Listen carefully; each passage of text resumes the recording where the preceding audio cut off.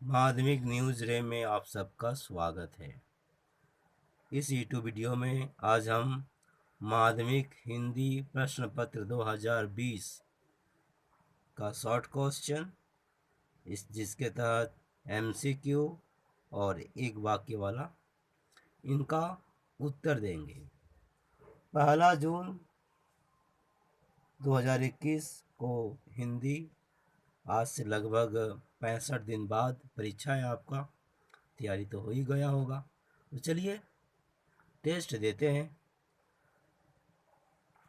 इसके पहले कि हम 2020 के सभी प्रश्नों का उत्तर दें, हमें पता होना चाहिए, और हमें पता है कि इस वर्ष कोरोना के कारण बहुत सारा पाठ छोड़ दिया गया है, हटा दिया गया है।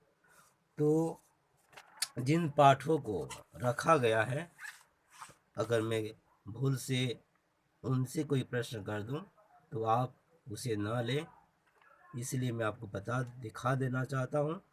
पद से रैदास के पद, आत्मत्राण और नीर का निर्माण फिर ये आएगा इस बार। निबंध से धूमकेतु, नौबत खाने में इबादत, ये 2 पाठ। कहानी से उसने कहा था, न संगीतकार, चप्पल, ये 3 पाठ। एकांकी से दीपदान और सहायक पाठ से कम नासा की हार, जांच अभी जारी है। व्याकरण से कारक, वाक्य, समास और निबंध रचना से 3 है, प्रतिवेदन, संवाद लेखन, मतलब वार्तालाप और प्रतिवेदन दोनों रहेगा। अंग्रेजी से हिंदी अनुवाद और निबंध लेखन, तो ये है। तो चलिए इसी के तहत ये सब आने वाला है 2021 में। अब हम 2020 का टेस्ट देते हैं, मॉक टेस्ट। तो जो स्टार हैं वो आएगा इस बार, इसलिए छोड़ दिया गया है। ये मैं पढ़ रहा हूँ और आपको उत्तर देना है। तेजस्विनी ने बच्चे को मिठाई दी। तेजस्विनी ने बच्चे को मिठाई दी। अपादान कारक, कर्म कारक, संप्रदान कारक, संबंध कारक, कौन सा कारक है? तेजस्विनी ने बच्चे को मिठाई दी। इसके पहले कि हम इसका उत्तर दें, ऊपर में अभी और है, छूट गया। यहाँ पर है 5 नंबर। प्रकृति हमें क्या संदेश देती है? निर्गम निर्माण फिर से है। विपरीत परिस्थितियों में हताश हो जाओ, दूसरों की अनुकंपा प्राप्त करने की कोशिश करो, भय से कातर क्रंदन करो, जीवन में हताश एवं निराश न हो। प्रकृति हमें क्या संदेश देती है? आपको उत्तर बताना है। यह आशावादी कविता है, इसलिए इसका उत्तर होगा जीवन में हताश एवं निराश न हो। तो ये रहा 5 नंबर। इसके बाद मुखिया नहीं, ये भी यहाँ से हो गया है। हाँ, अब आते हैं। देखिए, ये सारा का सारा जो वाद हुआ है उसी में से पूछा गया था। खैर, अब आते हैं हम लोग अपने प्रश्न में। 11 नंबर जो मैं भूल से पढ़ दिया था।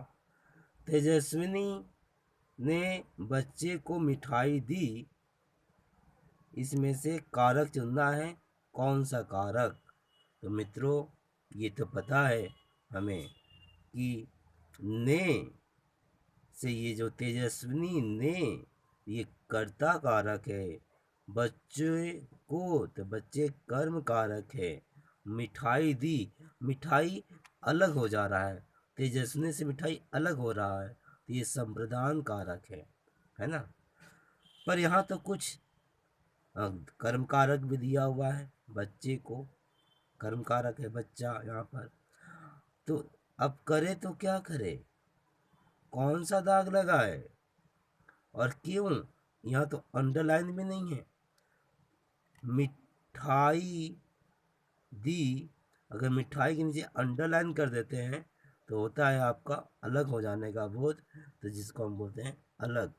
अलग के लिए क्या होता है, तो इसका उत्तर के लिए आपको कारक पता होना चाहिए।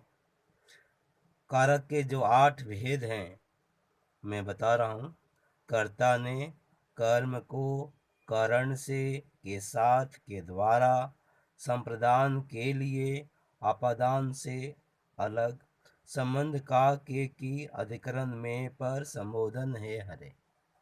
तो ये जो है विभक्ति है, तो यहाँ पर आप देखिए ये जो संज्ञा है तेजस्विनी ने, तेजस्विनी कर्ता ने, तो ये कर्ता है। बच्चे को, तो कर्ता ने कर्म को, ये कर्म है। मिठाई दी, मिठाई अलग अलग हो रहा है तेजस्विनी से, तो ये अपदान कारक है। अपदान से अलग होने का बोध। तो यहाँ पर मित्रों प्रश्न जो पूछा गया है, यहाँ कुछ दिखाई नहीं दे रहा है, कुछ बोला नहीं गया है, ऐसे कर दे चिन्ह ही तेजस्विनी ने, इसके नीचे अंडरलाइन किया जाता है, तो ने तो कर्ता कारक, यहाँ कर्ता कारक तो है नहीं। अच्छा, बच्चे को, बच्चे के नीचे चिन्ह अगर काटा जाए तो हो जाएगा कर्म कारक, कर्म कारक है। मिठाई के नीचे अगर चिन्ह काटा जा रहा है तो अपादान कारक यहाँ पर है।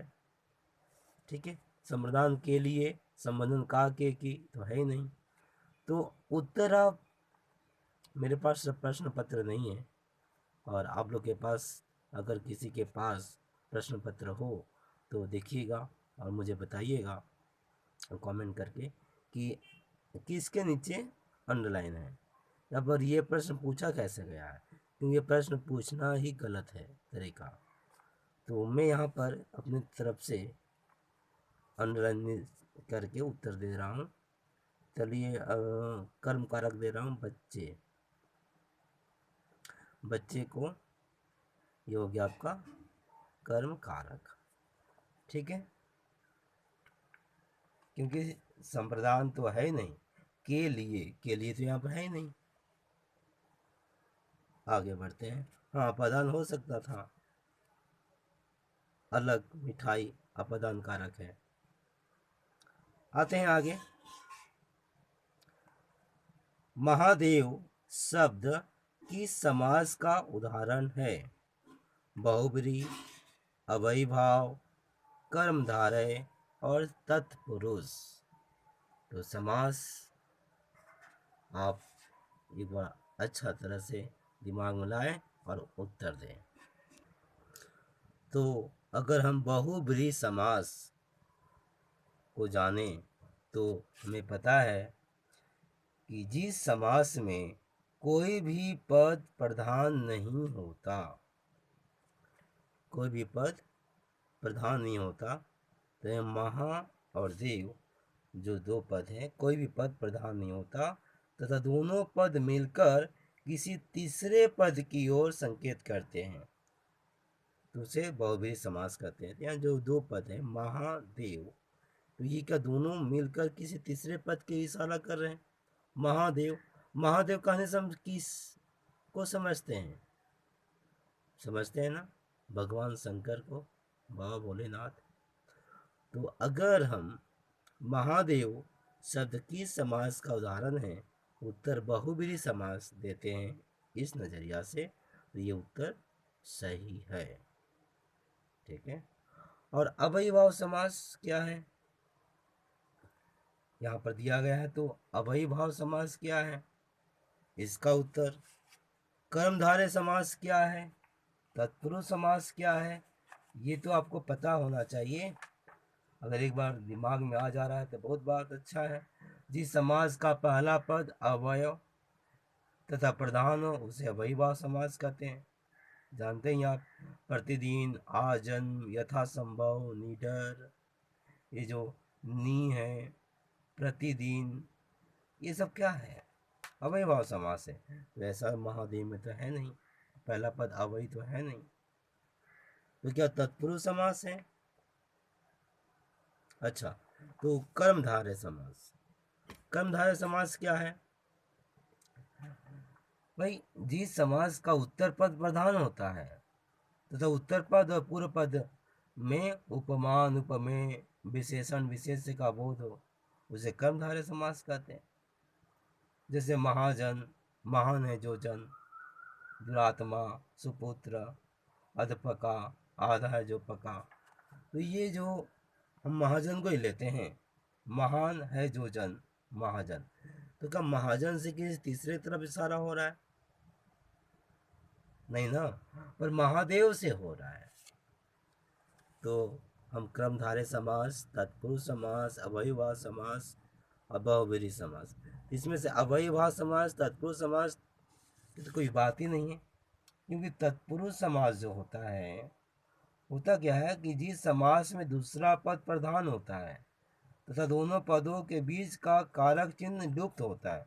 बीच का कारक हट जाए ना, बीच का कारक हटाकर अगर हम कोई समास बनाते हैं तो होता है ये आपका तत्पुरुष समास। जैसे कि यश प्राप्त, यश को प्राप्त को हटा देंगे तो यश प्राप्त हो जाएगा। करुणा से पूर्ण, तो उससे हटाएंगे तो करुणापूर्ण। पाप से मुक्त, पाप मुक्त। तो यहाँ पर बीच का कोई कारक तो है नहीं। तो ये तो तत्पुरुष समास, अवयवीभाव समास तो होने से रहा। तो बचा क्या? कर्मधारय समास या बहुव्रीहि समास। आपको लग रहा है कि महादेव, इसमें उपमान, उपमेय या विशेषण, विशेष्य है, तो आप कर्मधारय समास कह दें। या फिर आपको ऐसा लग रहा है महादेव से भगवान शंकर की तरफ इशारा है, तीसरा पद, तो बहुव्रीहि समास। अब दोनों में से कोई भी बता दे सही होगा, पर मेरा उत्तर जाने तो मैं तो कहूँगा बहुव्रीहि समास। महादेव बम बम भोले। तो अब आगे बढ़ता हूँ। आगे है, मोहन को पत्र लिखूंगा, कारक बताइए। रेखांकित यहाँ पर भी नहीं है, तो मोहन को, आपको स्पष्ट दिखाई दे रहा है को, तो फिर भी जो भी हो यह रेखांकित कर देना चाहिए।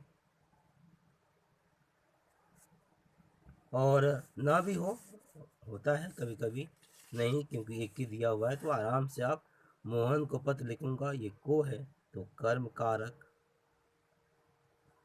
ठीक है, ये हो गया आपका। दूसरे भी आपका उदाहरण देख समझते हैं। कर्ता कारक, ये लिखने वाला तो है नहीं। संप्रदान कारक, के लिए, किसके लिए भी नहीं है। करण कारक, करण कारक, किसके सहायता से लिख रहे हैं आप। संप्रदान, यहाँ पर संप्रदान कारक है किसी के लिए, के लिए जो शब्द है वो विभक्ति चिन्ह है, याद रखें। यहाँ पर मोहन को पत्र लिखूंगा तो मोहन को, मोहन के लिए पत्र लिख रहा हूँ। इस नजरिया से आप को ना देखें, आप सिर्फ यहाँ याद रखें को और के लिए रहेगा तो ही आप संप्रदान कारक बोलेंगे, और को रहेगा तो कर्म कारक। ठीक है, बात एक ही हो रहा है ना। मोहन के लिए पत्र लिख रहा हूँ, पर के लिए तो नहीं लिखा हुआ है ना। के लिए रहेगा तो संप्रदान कारक, और के लिए नहीं रहेगा, वो रहेगा तो कर्म कारक। किसको खत लिख रहे हैं? तो मोहन को लिख रहे हैं, कर्म कारक हो गया। आगे आते हैं, अवयवीभाव समास का उदाहरण है, लीजिए क्या है। लवकुश, भरपेट, त्रिभुवन, छत्रधारी, इसमें अवयवीभाव समास का उदाहरण कौन सा है?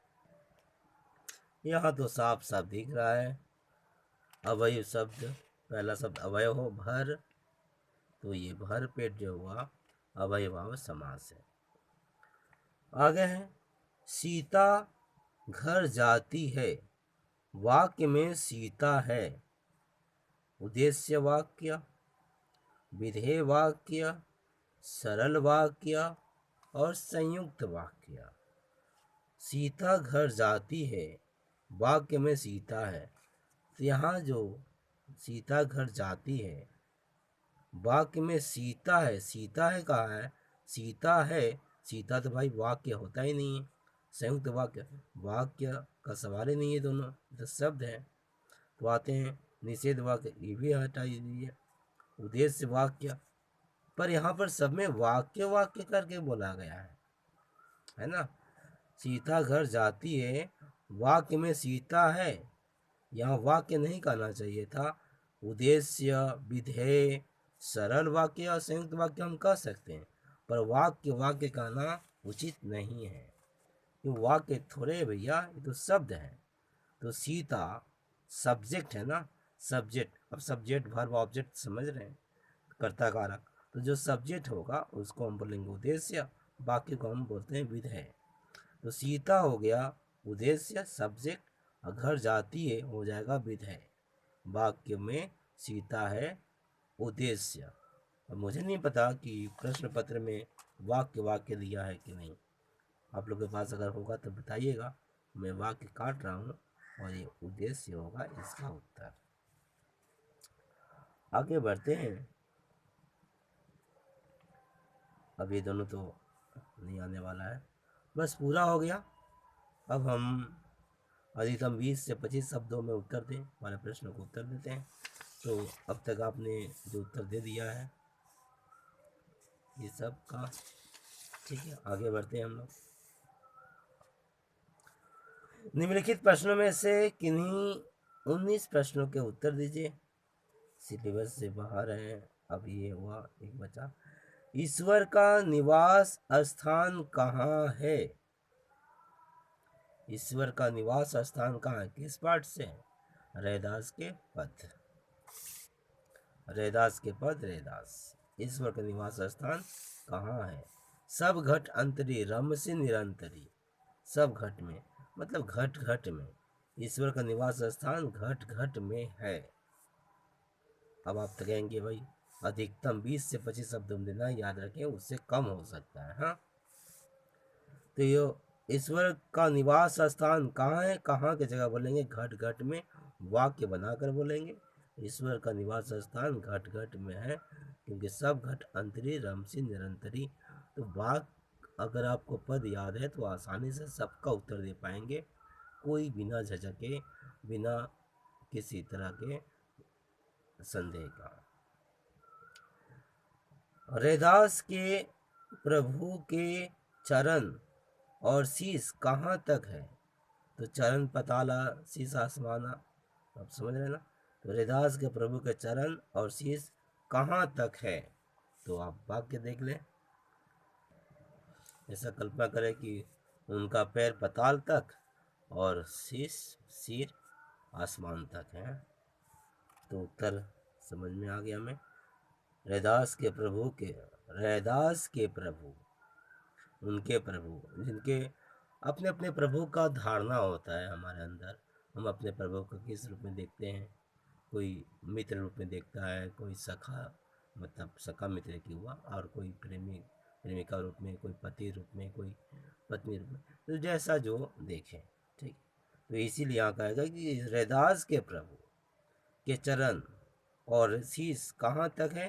तो रैदास के प्रभु के चरण, चरण बोलने के बाद अब उत्तर बताएंगे कहाँ तक है।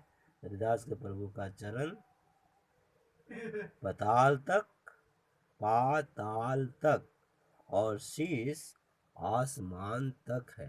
शीश आसमान तक है। हो गया। अगला है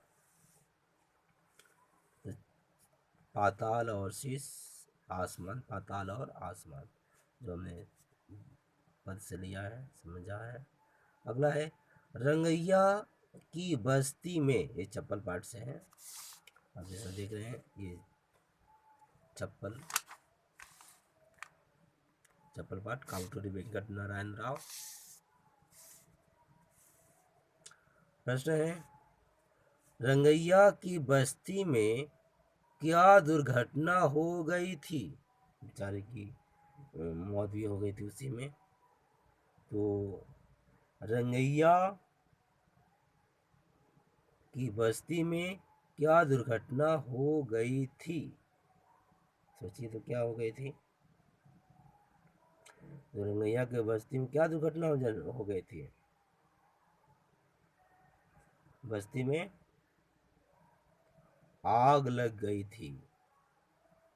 याद आया, जिसमें उसका मौत हो गया था, बेचारा जल गया, जल कर मर गया। तो रंगैया की बस्ती में क्या दुर्घटना हो गई थी। रंगैया की बस्ती में आग लग गई थी। हो गया, बस इतना ही उत्तर। अगला है, जैन किस चीज को पाने के लिए कुछ भी कर सकता था। अब जैन है तो किस पार्ट का है। नन्हा संगीतकार हेनरिक सेंकेविच। कहाँ गए भैया। जैन किस चीज को पाने के लिए कुछ भी कर सकता था। सोचिए, किस चीज को पाने के लिए कुछ भी कर सकता था। शब्द याद है, वायलिन, जो खिड़की से देखकर जो गया लेने के लिए बेचारा, उसके कारण ये उसको मरना पड़ा, उसे इतना पीटा गया कि मर गया। जैन किस चीज के जगह लगने की हम वायलिन। वायलिन, जैन वायलिन को पाने के लिए कुछ भी कर सकता था। अगला है, कर्म और संप्रदान कारक में क्या अंतर है। कर्म और संप्रदान कारक में क्या अंतर है। तो भैया कर्म कारक और संप्रदान कारक का परिभाषा लिख दें और एक उदाहरण दे दें, हो गया, काफी है। या फिर सिर्फ परिभाषा में ही आपका हो जा रहा है। याद रखें, 20 से 25 शब्दों का ख्याल जरूर रखें, इससे ज़्यादा ना हो, बस उससे कम। अगर आप उदाहरण ना भी दें तो चलेगा, ऐसा नहीं है कि देना जरूरी है। 20 से 25 शब्दों में ही आपको उत्तर देना है और नंबर तो आपको एक ही मिलने वाला है। हाँ, लिखते समय ख्याल रखें कि मात्रा में गलती ना हो और जो ऐसा लिखे कि कोई पढ़ सके, कम से कम परीक्षक तो आसानी से पढ़ सके। हाँ, ताकि वो आपको नंबर दे सके। आप पढ़ नहीं पाएंगे तो क्या नंबर देंगे, बताइए आप ही। आते हैं, कर्म और संप्रदान कारक में क्या अंतर है। तो कर्म कारक किसे कहते हैं, ये तो आपको बताना चाहिए। कर्म कारक और संप्रदान कारक, जरा उत्तर मेरा भी सुन लीजिए। कर्म कारक की परिभाषा, जिस व्यक्ति या वस्तु पर क्रिया का प्रभाव पड़े, जिस व्यक्ति या वस्तु पर क्रिया का प्रभाव पड़े उसे कर्म कारक कहते हैं। हो गया, कर्म कारक किसे कहते हैं। अब जरा सुन ले आपका संप्रदान कारक। तो उत्तर है, वाक्य में जिस शब्द से किसी के लिए करने का बोध हो, वाक्य में जिस शब्द से किसी के लिए करने का बोध हो उसे संप्रदान कारक कहते हैं। वाक्य में जिस शब्द से किसी के लिए करने का बोध हो उसे संप्रदान कारक कहते हैं। अब इतना भी लिख देना तो उत्तर हो जाएगा। मैं तो कहूँगा इतना ही लिखे, उससे ज़्यादा लिखने की कोई ज़रूरत नहीं, आवश्यकता नहीं है। ज़्यादा ना लिखेंगे तो मात्रा भी गलत कम होगा, समय भी बचेगा, आपको नंबर तो पूरा मिलेगा ही। आते हैं, विशेषण और विशेष्य के योग से कौन सा समास बनता है। बताइए तो कौन सा समास बनता है। भाई ये तो उत्तर वही बता पाएंगे जिनको परिभाषा याद है। तो चलिए मैं आपको इशारा कर रहा हूँ, बता ही दे रहा हूँ। कर्मधारय समास उत्तर होगा। कर्म विशेषण और विशेष्य के योग से कौन सा समास बनता है। कर्मधारय समास। पर इतना सुनने भर से ना होगा, आपको तो याद कर ही लेना चाहिए, ठीक है। तो कर्मधारय समास मैं बता दे रहा हूँ, जिस अगर आप सुने तो शायद आसानी से याद हो जाए। जिस समास का उत्तर पद प्रधान होता है तथा उत्तर पद और पूर्व पद में उपमान उपमेय तथा विशेषण विशेष्य का संबंध होता है, विशेषण विशेष्य का संबंध होता है। सुने, बड़ा प्यारा प्रश्न है। विशेषण विशेष्य का संबंध होता है, उसे कर्मधारय समास कहते हैं। तो विशेषण विशेष्य का संबंध होता है, कौन समास बनता है? कर्मधारय समास। आगे बढ़ते हैं। महाविद्यालय किस समास का उदाहरण है? महाविद्यालय, भाई उत्तर तो यही है, कर्मधारय समास। तो विद्यालय कैसा? महा विशेषण विशेष है, महा विशेषण है विद्यालय, तो महाविद्यालय किस समास का उदाहरण है? तो ये हो गया आपका कर्मधारय समास का। अगर तोड़ना चाहें तो होगा महान है जो विद्यालय, महान है जो विद्यालय, महाविद्यालय। तो ये हो जाएगा आपका कौन सा समास? कर्मधारय समास। आगे बढ़ते हैं। आलसी होने के कारण वह विफल हुआ, आलसी होने के कारण वह विफल हुआ। प्रस्तुत वाक्य को संयुक्त वाक्य में परिवर्तित कीजिए। अब ये संयुक्त वाक्य में परिवर्तित करना है। आलसी होने के कारण वह विफल हुआ, ये कौन सा वाक्य है? और जो भी वाक्य है ये आपको पहचानना है, फिर इसे संयुक्त वाक्य में आपको बदल देना है। तो इसके लिए तो वाक्य पता होना चाहिए ना, संयुक्त वाक्य और कौन कौन से वाक्य होते हैं, तो सोच लीजिए। वैसे शब्द के अनुसार, अर्थ के अनुसार वाक्य 5 प्रकार के होते हैं और बनावट के आधार पर वाक्य 3 प्रकार के होते हैं। तो बनावट के आधार का जहाँ तक सवाल है, सरल वाक्य, मिश्र वाक्य, संयुक्त वाक्य। तो चूंकि यहाँ पर आपका संयुक्त वाक्य में पूछा गया तो मैं बनावट के आधार पर है उसे बता दूं। तो सरल वाक्य किसे कहते हैं? जिस वाक्य में केवल एक उद्देश्य और एक विधेय हो उसे सरल वाक्य कहते हैं। जिस वाक्य में एक प्रधान उपवाक्य और अन्य आश्रित उपवाक्य हो उसे मिश्रित वाक्य कहते हैं। जिस वाक्य में 2 या 2 से अधिक सरल वाक्य योजकों अर्थात और, इसलिए, लेकिन से जुड़े हो उसे संयुक्त वाक्य कहते हैं। हो गया। इसे संयुक्त वाक्य बताना है तो ये सरल वाक्य। आलसी होने के कारण वह विफल हो गया, तो ये हुआ आपका सरल वाक्य, इसे में बदलना है संयुक्त वाक्य में। तो उत्तर होगा और, इसलिए, लेकिन से आपको जोड़ना है, तो इसका उत्तर होगा वह आलसी था और इसलिए वह विफल हुआ। वह आलसी था और इसलिए वह विफल हुआ। आगे बढ़ते हैं। वह जी खोलकर दान देता है। प्रस्तुत वाक्य प्रश्नवाचक वाक्य में परिवर्तित कीजिए। तो प्रश्नवाचक वाक्य में बदलना है जिसमें प्रश्न का चिन्ह हो। वह जी खोलकर दान देता है, इसका होगा क्या वह जी खोलकर दान देता है, प्रश्न चिन्ह हो जाएगा।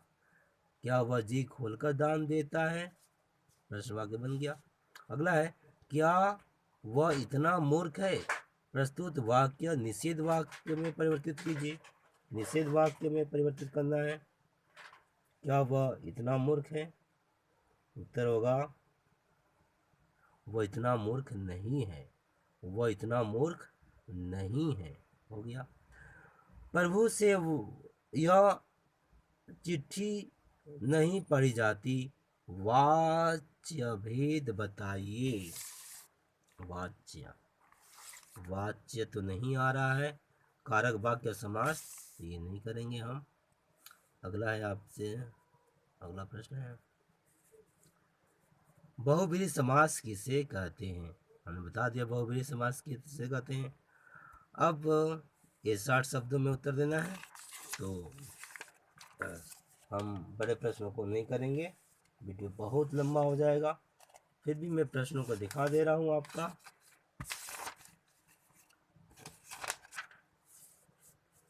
नंबर आपका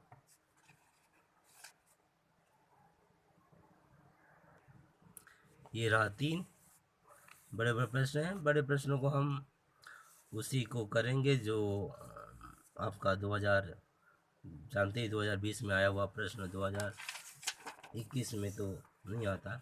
वैसे भी हम जानने के लिए जो कुछ जानते हैं, 3 हो गया पेज, बस ये पूरा हुआ, यहीं तक है।